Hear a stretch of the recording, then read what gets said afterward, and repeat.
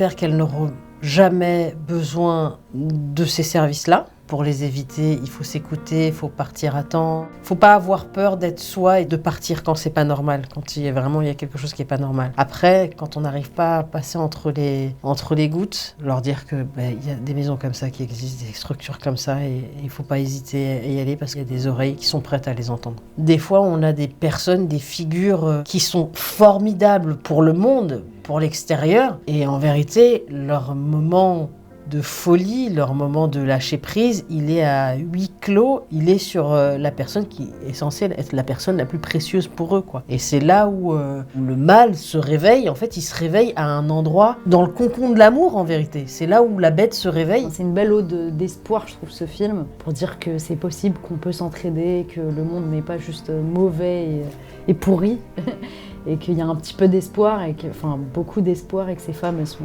très très courageuses. Évidemment, on rêve tous du jour où une structure comme la nôtre sera devenue inutile. Mais en attendant, nous avons besoin d'aide. Il n'y en a pas beaucoup des gens qui changent la vie en mieux.